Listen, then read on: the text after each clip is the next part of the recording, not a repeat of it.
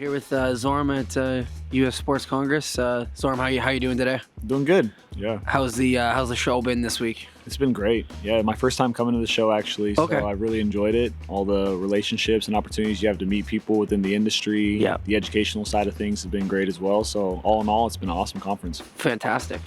Well, we'll start it off easy here. Want to know how you got into the industry and give us a little bit of background on yourself. Yeah, so I started off in the industry actually with an organization called Utah Youth Soccer Association. Okay. Worked with them as their tournament and events director and manager on that side of things, and was helping them to run some of their events throughout the state of Utah. And as I progressed through the industry and life happens, opportunities come along, and I was able to move over to work with Sports Salt Lake, and Okay. now I'm on the sports tourism side of things. And so, not organizing events anymore, but Right. rather bringing them into the area. And so it's a little bit different, but enjoyable nonetheless. Awesome. Very cool. And how long you been with Sports Salt Lake? Just started on with Sports Salt Lake earlier this year, actually. Oh, wow. Yeah. Very cool. So. Awesome. Let's see. So going back to maybe your time as an event owner, what was one of the challenges that you overcame back then that you keep in mind now that when you're attracting sports into Salt Lake? Yeah, I think one of the biggest things is hotel aspects, that whole state of play issue that's Okay. been going on with youth sports and different sporting events and things like that. It's always something that comes up. Of course, when you're dealing with youth sports, you always have the referee issues and Right. the parent issues and things like that. So Yep. there's always small hurdles that you keep in mind, but I think just as we're looking to bring in events into the area, it's really that camaraderie between the hotels and just making sure that everybody's on the same page as to, hey, this is the event that we're bringing, this is the atmosphere that we want to cultivate around that event, Right. and just making sure that everyone's all on the same page. That's awesome. Very cool. When we look at state of play or maximizing hotel blocks, what's something that you are constantly talking about or working with, let's say, start with like the hotel side and educating the hotels? Yeah. I think just, again, having those open lines of communication and just knowing that some Okay. events are going to fit better with some hotels than others. I mean, we work with so many different events from youth to amateur to professional. And Right. so in Salt Lake, just knowing that we have so many great hotel options, and sometimes it's going to work out and sometimes it's not. So just being open with them, letting them know what the group is that's coming in, and then kind of letting them decide from there. But I just think giving them a heads up and just knowing that if they're not going to take the business this time around, whether they can or they just don't feel like it's a good fit, Right. then just keeping them in the loop and letting them know, hey, we'll get to you next time. Right. Cool. Yeah, I think I've been fortunate enough to work with a lot of rights holders in your area specifically, and you and the Clay and the team. And I think what's unique to the Salt Lake market is the different type of events that you guys attract. Different sports, different sizes. And you go back to that communication piece with the hotels, having that visibility with the technology, being able to manage their blocks. I know it's something that you guys talk about and really like about the system. Can you go into more about how you use like the data at Visit Salt Lake and how that can help you attract more business? Yeah, absolutely. So Sports Salt Lake is the sports side of Visit Salt Lake. So obviously we work very closely with the Salt Lake County, and we're all about economic impact, and bringing in sporting events that are going to boost that positive economic impact. The most notable of which was probably the 2023 NBA All-Star game that we just Okay. brought to Salt Lake City this past year.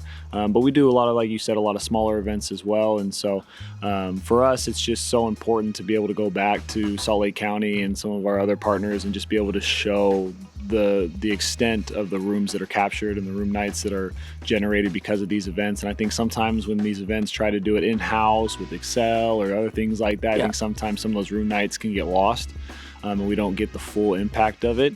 And so when you're in a growing industry and in a growing community, Salt Lake City is booming right now. Okay. And so sports tourism is a pillar of that. Cool. And I think that it's really important that we're able to go back to, again, the county officials and say, hey, this is what's going on here. We're growing, and be able to prove it with those numbers. And so systems like Event Connect and data like that really helps us to make that point.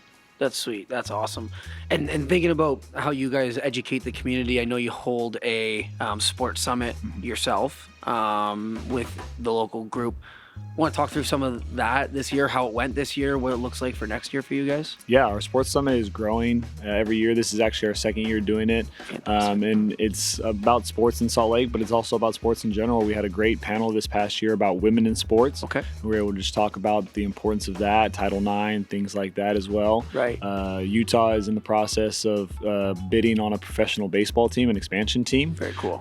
So our Big League Utah committee came and presented and kind of gave an update on how that's going and the positive steps that they're taking to move towards that. So it was a great event. It's growing. We were able to host it at the Maverick Center, which is the home of our Utah Grizzlies out there in Salt Lake City. Very cool. And so we like to move the venue around, looking at just maybe going throughout different areas in the valley just to show love to some of our other venues that we work with. Awesome. But definitely growing and looking forward to continuing this in the future.